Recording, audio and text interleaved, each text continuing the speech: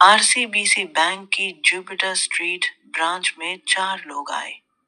उन चारों को बैंक में एक एक खाता चाहिए था। इस तरह चारों के लिए बैंक खाते खोले गए। हर खाते में $500 जमा किए गए, लेकिन बाद में उन खातों में कोई और लेन देन नहीं हुआ। सच में वे खाते पूरी तरह से निष्क्रिय रह गए थे।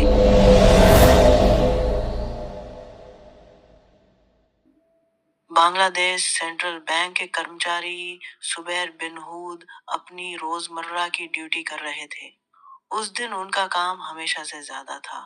कुछ देर बाद उन्होंने एक अजीब बात देखी। बैंक का प्रिंटर काम नहीं कर रहा था। उन्हें यह कोई बड़ी बात नहीं लगी, क्योंकि प्रिंटर में कभी कभी ऐसी समस्या आ जाती थी।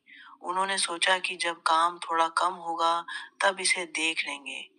लेकिन उस दिन बैंक में सभी कर्मचारी काम में इतने व्यस्त थे कि कोई भी प्रिंटर की समस्या पर ध्यान नहीं दे सका। उसके बाद वीकेंड था और बैंक 2 दिनों के लिए बंद रहा। जब सोमवार को सुबह बैंक लौटे, तब भी प्रिंटर काम नहीं कर रहा था। उन्होंने समस्या की जांच शुरू की। काफी कोशिशों के बाद प्रिंटर अचानक से चालू हो गया। चूंकि प्रिंटर ऑटोमेटिक था, इसलिए उसने बंद रहने के दौरान हुई सभी लेन देन की रसीदें एक साथ छापनी शुरू कर दी। सुबैर ने ध्यान से उन रसीदों की जांच शुरू की। अधिकतर लेन देन सामान्य थे और सब कुछ सही लग रहा था। लेकिन जब उन्होंने आखिरी के कुछ पन्ने देखे, तो उनके होश उड़ गए। कुछ लेन देन ऐसे थे जो बैंक के रिकॉर्ड में दर्ज नहीं थे। उन्होंने तुरंत अपनी टीम के अन्य सदस्यों को बुलाया और उन रसीदों की जांच करवाई। सभी यह देखकर हैरान थे। बांग्लादेश सेंट्रल बैंक में एक बड़ी धोखाधड़ी हो चुकी थी। बैंक से भारी मात्रा में पैसे गायब थे। करीब $951 मिलियन बैंक से निकल चुके थे। हैरानी की बात यह थी कि यह पूरी रकम आरसीबीसी बैंक की उन्हीं 4 खातों में ट्रांसफर हुई थी। और सबसे चौंकाने वाली बात यह थी कि यह पूरा ट्रांसफर एक ही समय पर हुआ था। कहानी का एक छोटा सा रूप मैंने अभी बताया है। अब हम विस्तार से कहानी में प्रवेश करेंगे। दक्षिण एशिया का एक देश है बांग्लादेश। लगभग 16 करोड़ लोग वहां रहते हैं। तेज आर्थिक विकास के बावजूद गरीबी आज भी एक प्रमुख समस्या बनी हुई है। बांग्लादेश की राजधानी है ढाका। ढाका में ही बांग्लादेश का सेंट्रल बैंक स्थित है। देश के सभी वित्तीय लेन देन सेंट्रल बैंक के माध्यम से ही होते हैं। बैंक की 10वीं मंजिल पर एक कंप्यूटर प्रिंटर है। बैंक की हर लेन देन की हार्ड कॉपी निकालना उसी प्रिंटर का काम है। यह एक साधारण प्रिंटर है, लेकिन इसकी जगह बिल्कुल साधारण नहीं है। यह प्रिंटर एक बेहद सुरक्षित कमरे में रखा गया है। उस कमरे में सिर्फ गिने चुने बैंक कर्मचारियों को ही प्रवेश की अनुमति है।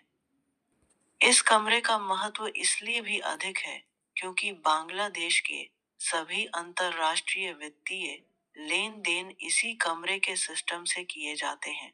हर दिन लाखों डॉलर के ट्रांजैक्शन इसी सिस्टम से होते हैं। ये सारे ट्रांजैक्शन शिफ्ट सिस्टम के माध्यम से होते हैं। अब कहानी में आगे बढ़ने से पहले मैं आपको स्विफ्ट सिस्टम के बारे में सरल भाषा में समझा देता हूँ, क्योंकि ये हमारी कहानी के मुख्य किरदारों में से एक है। देशों के बीच पैसे का लेन देन कभी भी सीधे तौर पर नहीं होता, बल्कि एक उच्च सुरक्षित प्रणाली के माध्यम से होता है, जिसे स्विफ्ट प्रणाली कहा जाता है। यह प्रणाली देशों के बीच भुगतान अनुरोधों और संदेशों का आदान प्रदान करती है। संक्षेप में कहें तो स्विफ्ट प्रणाली विभिन्न देशों के बैंकों के बीच एक उच्च सुरक्षित मैसेजिंग सिस्टम है। स्विफ्ट सिस्टम वाले कंप्यूटर रूम में ही ये सभी लेन देन दर्ज किए जाते हैं। वहां के प्रिंटर के जरिए इन सभी लेन देन की हार्ड कॉपी निकाली जाती है।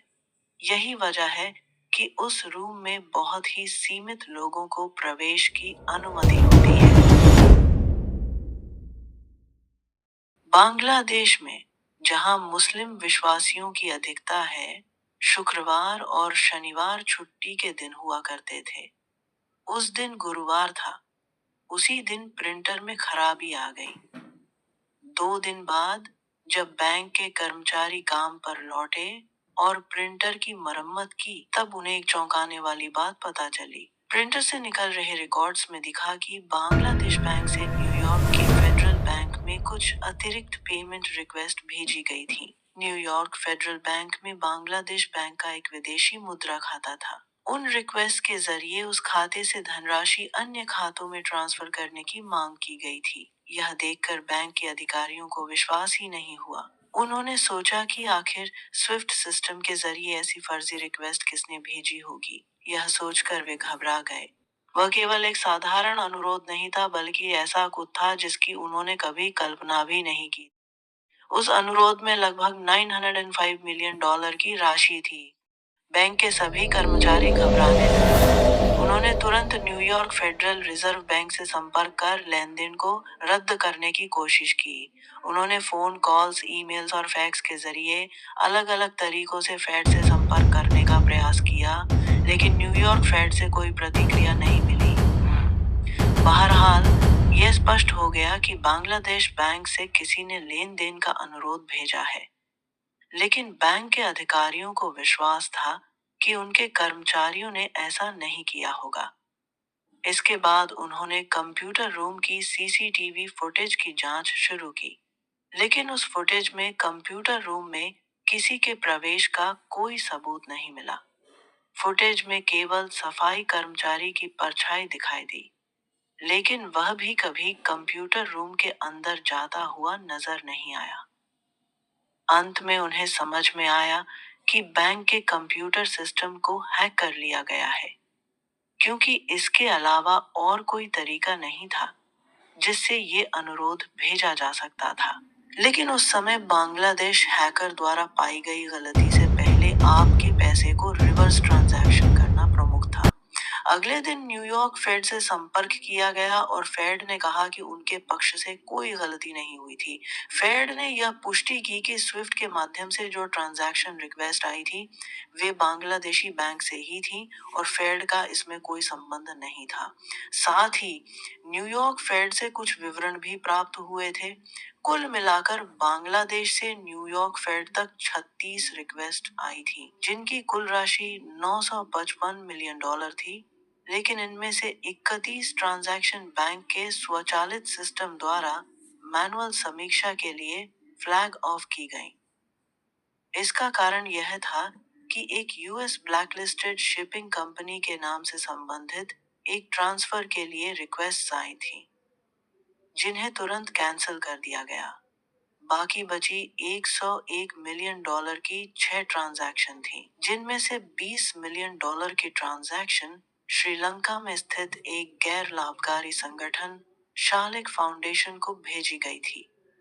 बैंक कर्मचारियों को यह सवाल उठ रहा था कि एक गैर लाभकारी संस्था के लिए इतनी बड़ी राशि क्यों भेजी जा रही है।